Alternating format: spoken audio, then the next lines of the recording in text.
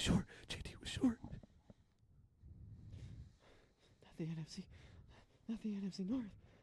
No. It was a PI, ref.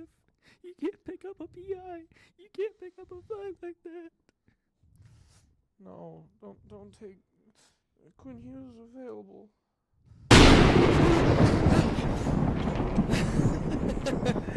Welcome in to the MittCast Halloween special. Guys, I just saw the scariest thing. I know. I'm sorry, So we are here, I lost it. and Yeah. the I was smiling the theme entire that we time. decided to follow for this year's Halloween special is sports moments, plays that keep you up at night. So we each got 5. We got about a minute each to talk about. This is an old school episode. Yeah, Yeah, this is like it's a- OG theme. It's a throwback to some of the. This is when sports was kind of dead, and we were like, what Yeah, did this we was do? when we needed a video to record in July. Yep. So welcome back to some of our older content type of content. But anyone want to kick us off? I'll go first. Tony, go ahead and kick us off. So, forewarning, all of mine are hockey related because I had to make sure we had the representation. First play keeps me up at night, keeps me scared in my boots. Drew Miller catches a skate to the face from Mark Stone off an end zone faceoff. This was April 1st, 2015. Oh, I remember this. Oh, dude. It was against Ottawa. Drew Miller's coming in off the faceoff to try and get the puck up and out of the zone. Mark Stone tied up off the faceoff, loses his footing, and his leg just kicks back all the way up his face, kicks up his visor. From the doctor's reports, it was less than a millimeter from fully severing his eye in half. And he would have never been able to play again. Instead, we just had the horrific scene of him collapsing to the ice, grabbing his face, and all credit to him. Blood spew out. Yeah, all credit to him. Gets up on his own merit mid-play and rushes to the bench. And just bolts into the room. Like, on his own 2 feet, full awareness. But, dude, it was... As a kid, I was 13. That's what shocking. Terrified. That's what a shocking adrenaline does. Yeah, to you. just... And then he came back later that season with a scar like Anakin.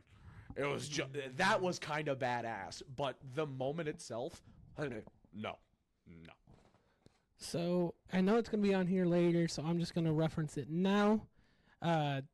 Kendall Vildor, the ball bouncing off of his helmet, out of his hands, into Brandon Ayuk's hands in the NFC Championship game this past season for the Lions. Ayuk didn't deserve it. That play still haunts me because if that play is made, arguably the comeback doesn't happen and Lions are in the Super Bowl last season, and who knows what happens from there. So that play really, really haunts me from the Lions, especially with everything that preceded that and what followed that.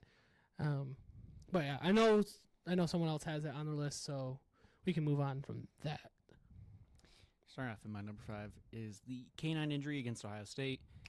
We still did get BTA'd in that game, but Kenneth was such an instrumental part to that amazing Michigan State season. I mean, regardless because of the loss to Purdue, I mean, maybe we sneak into the playoffs. If not, we still finish very highly ranked. But it just makes me think, if he didn't get hurt, What could have happened? could we have gone on to beat Ohio State, and then Michigan beats Ohio State, and then Who knows since what we happens beat from there? Michigan, we technically win the Big Ten East, and Momentum's one of the biggest things in Go to the football. Big Who Ten knows what championship happens game. even after that? That's... Ooh. so yeah, that one keeps me up at night a little bit. So I'm be honest, and fully understand the assignment. I spent all day today killing Xenos and heretics. Shout out to Space Marines too. But Hey, this you got- one is still very scary to me. 2020 Bahrain, Roman Grosjean crash, big ass fireball. Oh. He was stuck in the cockpit. I think this was like the first year of the Halo on F1 cars, if you know that. He got out. He is perfectly fine. He thought he was gonna die. I remember watching the crash live. Very scary. Kind of keeps me up at night. Dear But also, I God. can connect it to Michigan. He raced for Haas F1. Haas F1 is an American-based team. Their HQ is in North Carolina. I know someone who is from North Carolina. They moved to Michigan. There we go. I love. Well, also Ford.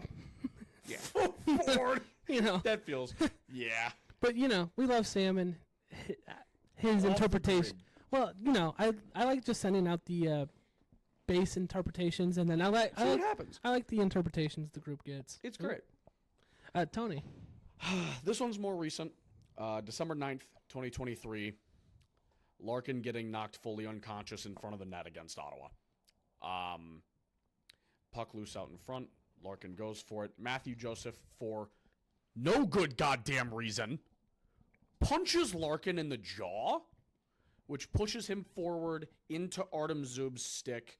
Neck turns back, unconscious on contact. Hits the ice with not a single thought in his head.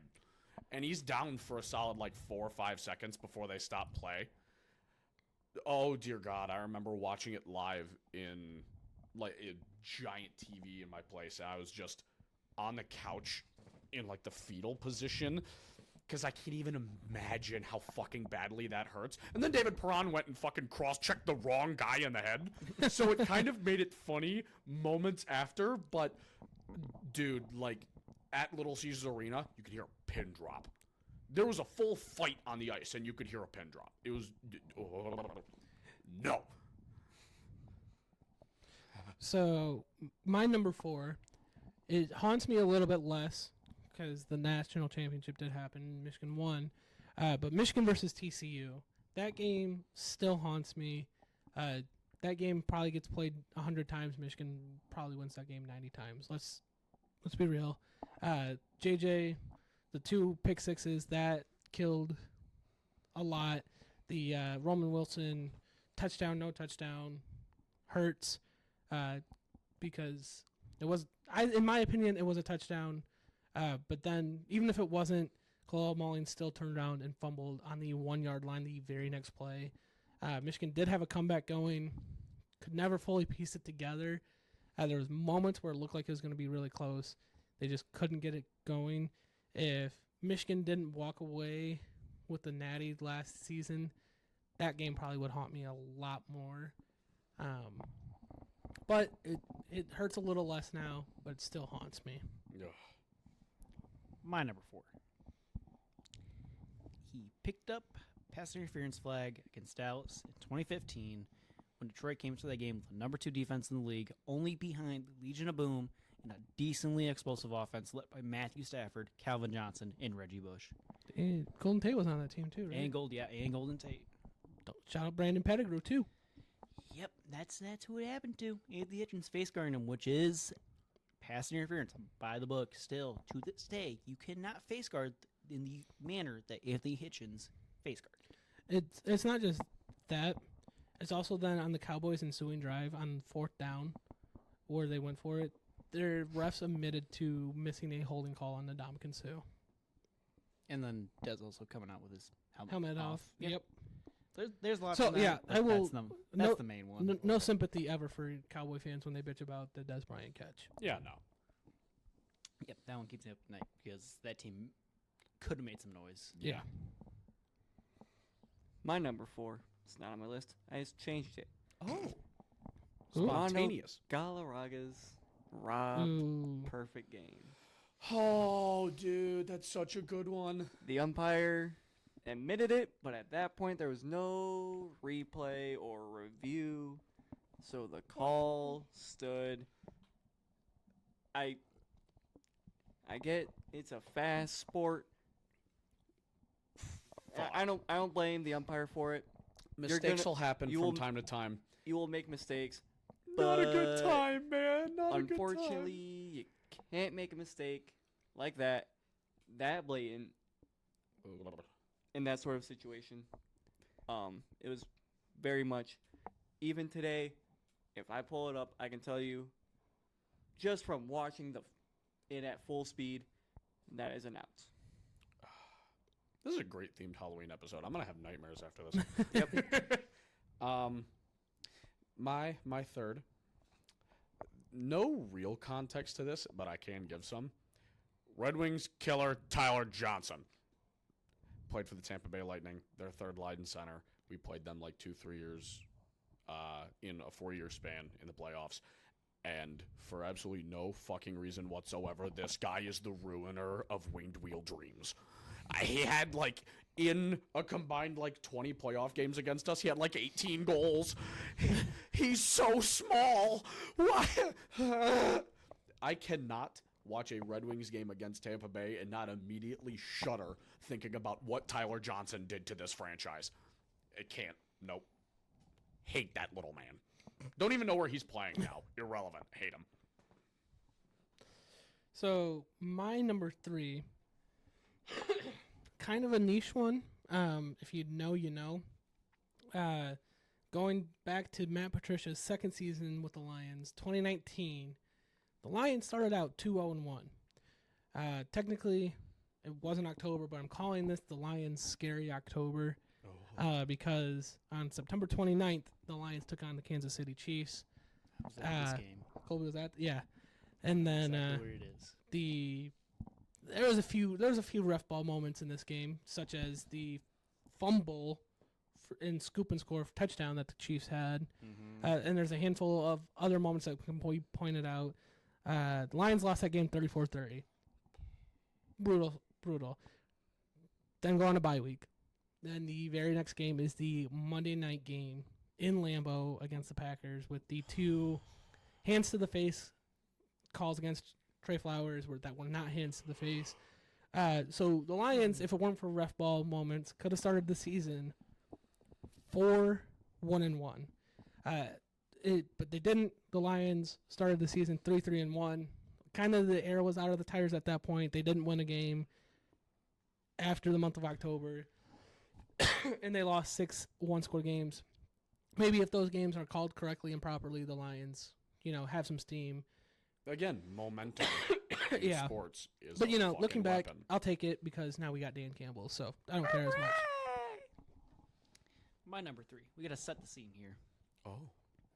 2013 was a magical year for MSU. 13-1 final record.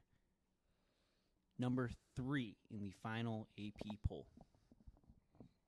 That one loss came to Notre Dame, week 4, in South End. There was 4 pass interference calls in this game. Zach is dying because he's scared of this. Episode's so scary his lungs stop working. The first 2, they're, typical PI calls. It could go either way. They're hand fighting a little. Third one, yeah, it was PI. Fourth one, Trey Wayne's going right down the sideline with the Notre Dame wide receiver. Almost picks the ball off, becomes an incomplete pass. Now, notice I said, right down the sideline. There was no hand fighting. He was just running along with him. Notre Dame receiver tries to jump over him to get to the ball. Pass interference, Michigan State, which sets up Notre Dame on the 1-yard line, where they score a touchdown to then take a 17-7 lead. Granted, if it's not a pass interference, a lot of things could have happened. But that single-handedly probably lost the game for the Spartans. You are then potentially looking at a 13-0 possible national championship appearance against Florida State. Dude, wouldn't that have been crazy? Some Holy kind shit. of nutty. Again, it's a national championship appearance, and how that much that could change the program, but I don't think anyone would have beat that Florida State team. But an still- appearance is an appearance. But An still, appearance is still, The appearance is still big for it still would help a lot. for a special resurgent MSU program at that Yeah. time. Hmm. Take the 13-1 season, but that one play potentially cost them from Could have going changed the world, man. maybe 14-0, probably still 13-1, but maybe 14-0. Yeah. Still Rose Bowl champs. We'll take it. There you go. My number 3 is a bit of a cheat. Comeback hits from pitchers or towards pitchers. Pitcher throws it, batter hits it, and it goes right down Main Street back at the pitcher. I hate those. I don't think I've seen one in person. I've only seen it on TV. It's fucking scary. Because, say you take a 90-mile-an-hour fastball, they hit it back. that's going, depending on the batter, 110, 115, maybe 115, 110 mile an hour. Coming back at your Dome. at you, period, is scary. Oh, Come back and at your your body dome. position is here. Yeah, You you're are already- leaned into the. Yeah. I think No. the most recent one that I can remember off the top of my head is Matt Scherzer wore one on his face. That sick fuck played through it. What a guy. Big ass like bruise here that would jiggle because it was swollen every time he pitched. Oh. Jiggle. Now I have visual images. Oh. It's funny. No. He's a psychopath. My number 4. Not even a game Detroit played in, but it impacts them. Game 82 of last year's regular season. Son of a bitch. Why the fuck is Philly pulling the goalie against Washington? Why? Why? For what? For who? Where? Huh? Red Wings, meanwhile, are having the most miraculous comeback in Montreal to hold on to the hopes of a playoff appearance. Unreal end of the season. And the Red Wings get to the shootout against Montreal only to hear that Philly has fucking thrown the game and they're not going to make the playoffs. Philly keeps it 5-on-5 for another minute. Scores a goal, takes Washington to overtime. We're going to the playoffs. John Tortorella looks down at the iPad on the bench. And he's like, yeah, pull the goalie. I will believe to this day it was intentional. I live with fear in my head and hatred in my heart for John Tortorella and the Philadelphia Flyers for that one moment. My number 2 was Trey Burke blocking the national championship being called a foul. If you go back and look at the replay, it's pretty obvious that it looks like they went up together. Burke blocked it. He got called for a foul, and that was just enough to swing the momentum at the end of the game towards Louisville's favor. And yeah, that just kind of sucked because I could have witnessed a championship at 11. Oh, It was 6th grade, so whatever age we were then. But yeah, that sucks, and that I hold on to that one, and that one should not have been a foul. My number 2 bent the rules a little bit here, but it was COVID ending the 2019 to 2020 Michigan State basketball season, along with the whole entire NCAA basketball season. Same lines with Zach. I maybe could have seen Michigan State win a basketball national championship while I was a freshman in college crazy. At Michigan State. at Michigan State. Dude, oh my God, what an That team experience. was crazy stacked. They were crazy good. I remember you Nice. watching a lot of games that year. COVID comes along and just no big dance for nobody. Damn. So I'm more sad for Obi Toppin and Dayton. that keeps me up a little at night because Damn. Motherfucking damn. My number 2 is every miscommunication / collision from this year from the Detroit Tigers in the outfield. Oh, oh The my amount of God. times these motherfuckers ran into each other and barely made the play. Too fucking many. In the playoffs, no less. Yeah, in Oh the my playoffs. God. Like, what was it, like fucking? Wasn't it the series clincher to go play Cleveland where they ran into each other? I think so. in Yeah, he did like right a field? somersault over him. Oh God, Oh my gives God. me chills. I know we're a young team, but guys, this is a show. You need to communicate. Call your ball. Call it. Please call your ball. But I mean, it worked out quite well for that point against Houston. But Crazy. yeah, still love you guys though. My number 1. I'm going a little stats nerd here. The Red Wings taking Philip Zadina 6th overall in the 2018 draft. Now, Zadina was projected to go at 3. Did not. Montreal took a center. Arizona then took a guy who made no sense. And then I don't even remember who went after that. And Ken Holland is like, oh, look at this Czech 30-goal scorer that fell into my lap. Yippee! And then proceeded to misuse him for his last 2 years in Detroit and completely fucking ruined this kid. I feel so bad. He had potential, didn't hit, whatever. I would say it could be worse, except the notable names that went behind him in the late first round, early second round are top defenseman for the New York Islanders, Noah Dobson. Top 6 forward for Philadelphia, Joel Farabee. Top 4 defenseman for the Washington Capitals, Martin Faravari. Top defenseman for the Islanders playing with Dobson, Alex Romanov. Top 6 forward for the Columbus Blue Jackets, Kirill Marchenko. League-leading goal-scoring defenseman for the Edmonton Oilers, Evan Bouchard. And reigning Norris Trophy winner defenseman Quinn Hughes from U of M.